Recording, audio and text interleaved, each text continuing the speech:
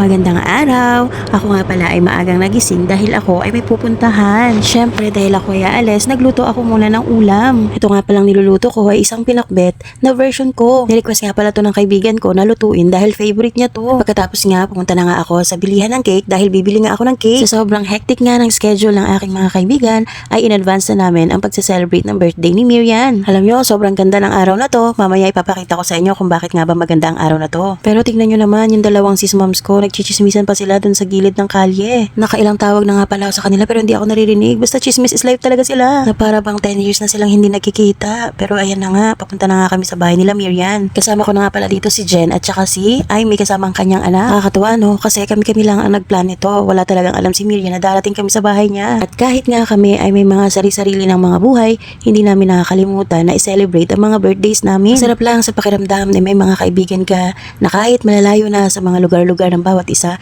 pero naiisipan pa rin talaga na mag-effort para lang maiparamdam na importante ka. Ang sarap no, kasi may mga totoong kaibigan ka na sinusuportahan ka at naniniwala sa'yo. At papasok na nga kami dito sa bahay nila Mirian dahil isusurprise nga namin siya at walang kamalay-malay na nandito na nga kami sa labas ng bahay niya. At ito na nga, sa pagpasok nga namin, may nakatambay na isang tao din sa gilid at siguro na overwhelm si kuya kaya siya na nagsabi na may tao nga dito sa labas. Tignan mo naman mga mi. Tao po, ate. Ate, may tao po.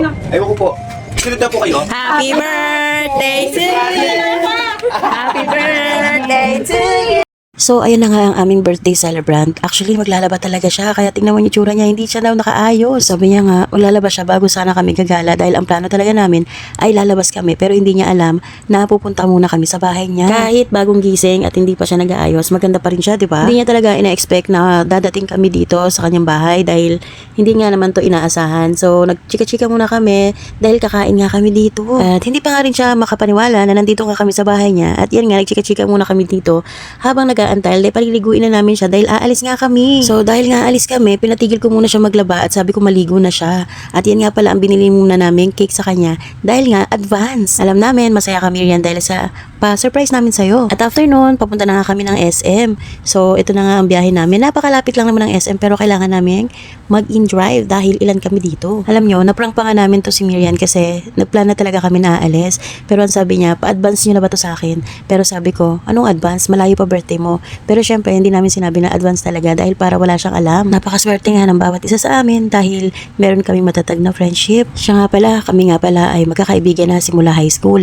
Kaso nga, nagkahiwa-hiwalay kami dahil kami ay may mga sarili ng buhay. Pero after ng ilang mga taon, nagkita-kita, nagkakasama, kaya bumabawi na kami sa bawat isa. At bago nga namin uumpisa ng aming gala, ay kami muna ay magkakape para may lakas naman kami sa mga susunod pa namin gagawin. At dahil nga coffee is life, andito kami ngayon para magkape at napaka-generous naman kasi talaga ng aming Jennifer na yan. At naka-order na nga kami ng aming kape kaso hindi pa yan kompleto dahil hindi pa dumating ang iba. At bigla namang nandyan na ang aming kaibigan si Maricel at nagpakyut pa nga. At syempre hindi tayo papayag na hindi rin ako magpapakyut. O isa pa, si Madam Jennifer nagpakyut na rin. Syempre, ang lahat ng sis moms ay nagpakyut at ang yan nga pala si Girlie, si Mirian na birthday celebrant at si Amy at ang kanyang anak. Nakakilig no kasi nagkakasama na ulit kami. Imagine mo, high school classmates kami. And ngayon, nagkasama na ulit. Napakatagal ng panahon. 24 years to be exact mga mi. Sobrang tagal no? At ito na nga, nanood nga pala kami ng sine pero natapos na to kaya kami ay bababa na. O diba, nakapag-sine kami sa ganon kaikling panahon pero masaya kami niyan. Nabitil lang talaga kami sa palabas kaya ganyan yung mga pagmumukha namin. Sa kabuuan nga ng aming gala, sobrang masaya kami kasi nagkasama-sama na naman kaming lahat. Sineselebrate namin yung birthday ni Mirian at sineselebrate din namin yung aming friendship na sa sobrang tagal na nagbago man ang panahon, nagbago man ang mga edad namin pero yung friendship hindi magbabago.